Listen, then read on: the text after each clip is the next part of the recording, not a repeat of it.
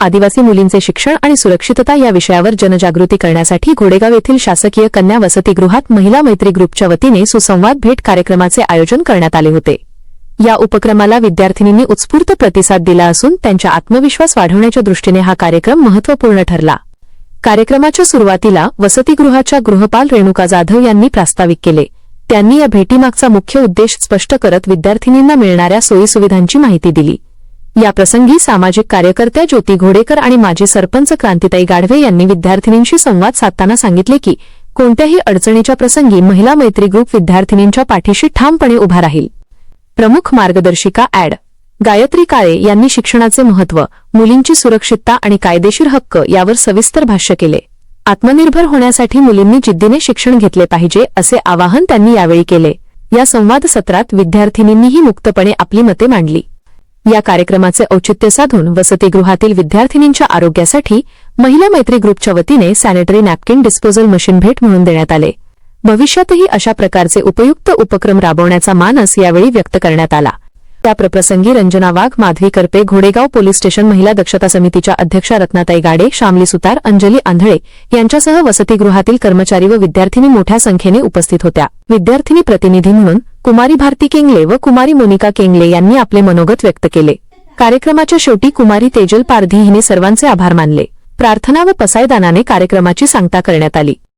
आदिवासी मुलींचे शासकीय वसतिगृह या ठिकाणी मैत्री ग्रुप आणि खूप छान सुंदर पद्धतीने आज या ठिकाणी ताईंनी स्वतःहून की मुलींसाठी काय आवश्यकता आहे असं विचारल्यानंतर म्हणजे माझ्याकडून खूप सारी लिस्ट त्यांना गेली आणि त्याच्यातून ताईंनी म्हणजे खूप कमी वेळामध्ये की या वसतिगृहासाठी काहीतरी आम्हाला या मैत्री ग्रुप कडून देऊ इच्छित आहे। तर मी त्यांना सांगितलं की मला खूप साऱ्या वस्तूंची गरज आहे। तर आज या कार्यक्रमाच्या निमित्ताने हा मैत्री ग्रुप फक्त आपल्या भेट म्हणून नाहीये तर आपल्यासाठी आपल्यासोबत जोडला गेलेला आहे असं मी म्हणेन की आदिवासी मुलींचे काही जे अडचणी असतील, काही समस्या असतील किंवा त्यांना मार्गदर्शन असेल किंवा तुमच्या म्हणजे आपल्यासोबत इथून पुढे राहण्यासाठी या सर्व हा मैत्री ग्रुप आपल्यासोबत असणार आहे। याबद्दल आमची आत्ताच आतमध्ये चर्चा झाली। त्यानंतर आपण तुम्ही बघत असाल की आपल्याकडे बोर्ड लावलेला आहे विशाखा कमिटी। या विशाखा कमिटीमध्ये ताईंना माहिती नाही पण आम्ही एक आवर्जून त्यांची गायत्री काळे मॅडम असतील, गोडेकर मॅडम असतील, गाडवे मॅडम असतील, क्रांती, तर या मॅडमची आपण नावं घेतली होती। तर आता या वर्षापासून ह्या मैत्री ग्रुपच्या सर्व सदस्य आपल्या विशाखा कमिटीमध्ये स्वतःहून त्या यायला इच्छुक आहेत। तर मी खरं तर या ग्रुपचं खूप खूप आभार मानते की ताई आम्हाला खरंच गरज होती की अशा स्ट्रॉंग लेडीजची घोडेगावमध्ये की मुलींच्या पाठीशी म्हणजे कधी पोलीस अधिकारी असतील किंवा इतर काही अडचणी असतील तर आपल्या तर या निमित्ताने की आज हा कार्यक्रम गेली 2-3 दिवसापासून जो नियोजन करण्यासाठी किंवा गेल्या आठवड्यापासून आम्ही नियोजन करत होतो तो क्षण आज इथे आज या कार्यक्रमासाठी तो क्षण आज इथे आलेला आहे। मला खूप आनंद झाला असता की माझ्या सर्व 148 मुली इथं समोर असतात तर मुलींनाही काही छान मार्गदर्शन झालं असतं। पण असो पण आता हा कार्यक्रमाची एक आपली पहिली पायरी म्हणू आपण जी पहिल्या पायरीवरती आपण आहोत आणि सेकंड पायरी म्हणजे आपल्यासाठी खरंच वेळ देणार। मला असं वाटलं महिला म्हटलं 5चा टायमिंग दिला की 5:30 पर्यंत असं मी पहिल्या काल फोनवर बोलले की नाही पण शार्प 5 म्हणजे टायमिंग अगदी टायमिंग मध्ये त्या इथे उपस्थित झाल्या आणि आज या वसतिगृहामध्ये येऊन खरंच आहे आम्हाला खूप आधार वाटतोय। तुम्ही सर्वजण आमच्या सोबत आहोत आणि आदिवासी मुली आज कुठल्या क्षेत्रात कमी नाहीयेत।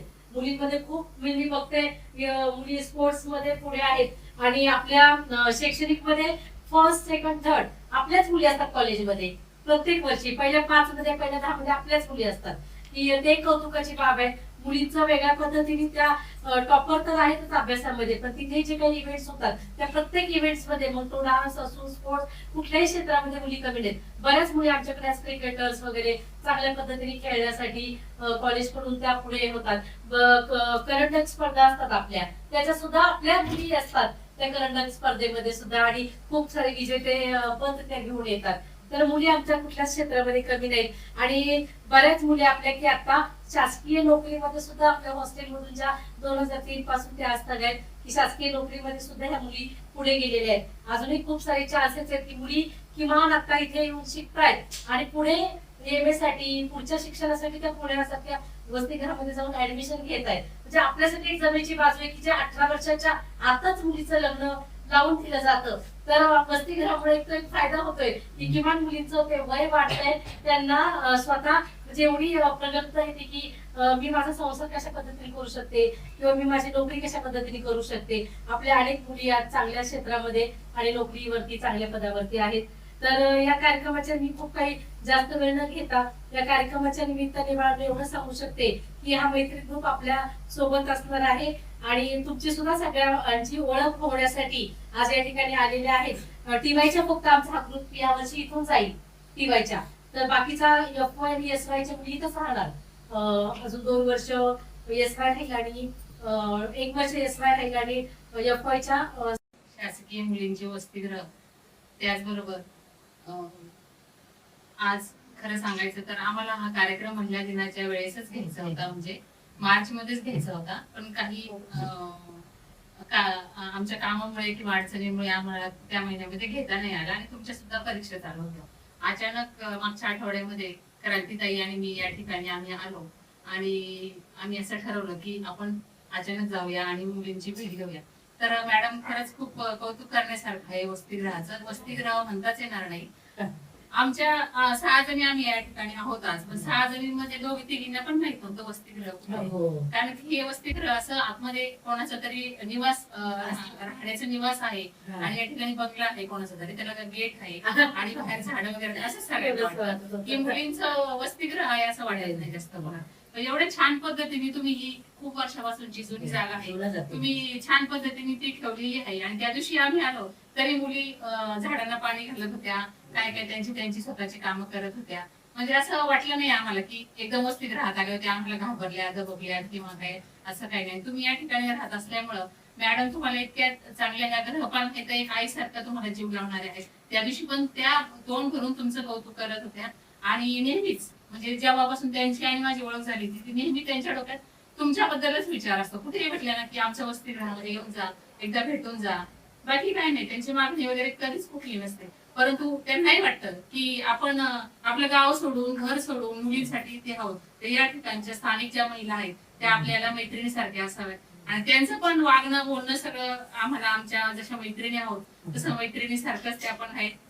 आमचा मैत्री ग्रुप असा आहे की आम्ही वेगवेगळ्या क्षेत्रामध्ये आम्ही स्वतःचं कुटुंब पाहून सामाजिक काम करत असतो. परंतु आम्हाला वाटतं की आपल्याकडं जर 2 पैसे आहेत, आपली मुलं जशी शिकतात, आम्हाला त्यांच्याबद्दल त्यांची स्वप्न वाटतात की कुठेतरी आपण 2 पैसे गरजू विद्यार्थ्यांना, गरजू लोकांना ज्यांना खरंच गरज आहे अशा ठिकाणी की त्यांना त्याची मदत व्हावी, यासाठी आम्ही आज या ठिकाणी एक छोटीशी भेट म्हणून तुम्हाला देणार आहोत.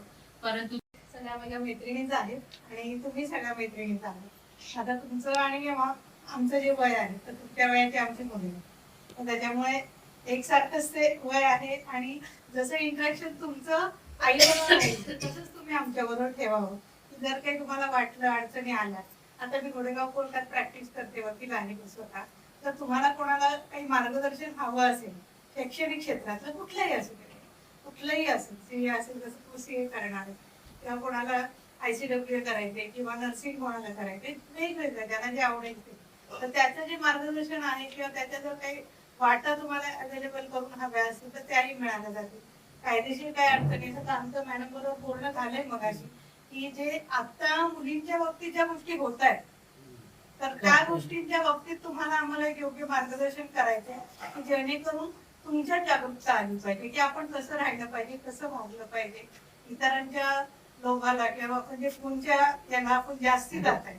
त्याच्यामुळे आता अमरावतीच्या पण कितीतरी मुली निघून गेल्यात. नुकतीच कालची बातमी आहे की अवसरीची एक मुलगी गेली की कोणीतरी फोनवर बोलून फूस लावून नेलं जाते.